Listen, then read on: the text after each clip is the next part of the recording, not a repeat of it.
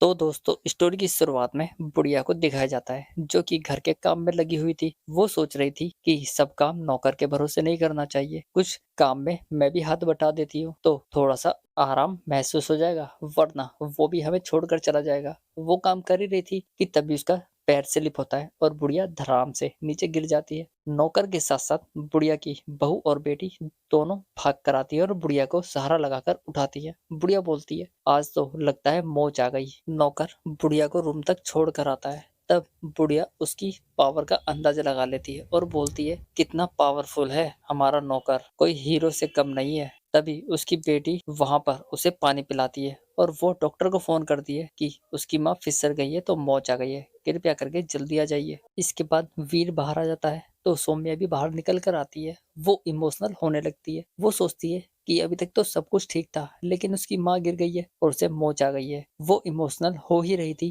कि तभी वहां पर वीर आ जाता है। वो बोलता है, सौम्या तुम टेंशन मत लो, मैं सब कुछ ठीक कर दूंगा। और तुम्हें तो पता है ना, मैं तुम्हारी माँ को अच्छे करने में देर नहीं लूंगा। तुम तो जानती हो मैं तुम्हारी माँ को ठीक कर दूंगा। मैं तुम्हारी चिंता के साथ साथ तुम्हें वो सुख दूंगा जिसकी तुम्हें बहुत दिनों से तलाश थी। यहाँ पर बातों बातों में ही दोनों का मूड बन जाता है और दोनों रोमांटिक कार्यक्रम में लग जाते हैं। यहाँ पर हमें दोनों का एक तगड़ा वाला किसिंग सीन दिखाया जाता है। अब उनका ये कार्यक्रम चल ही रहा था कि सौम्या की भाभी भी उसे देख लेती है और मन ही मन सोचने लगती है। तो अब समझ आया कि वीर इस घर में नौकर बनकर क्यों आया। दरअसल वो नौकर नहीं, वो तो यहाँ पर सौम्या को पाने के लिए आया है। और सौम्या भी कितनी खुश नसीब है कि उसे इतना प्यार करने वाला लड़का मिला। इसके बाद सौम्या अपने रूम में जाती है और वहां पर वो चौंक जाती है। दरअसल उसके रूम में एक ड्रेस रखी हुई थी और उसमें एक लेटर भी था। लेटर पढ़कर वो काफी खुश हो जाती है। ऐसा लग रहा था मानो वो ड्रेस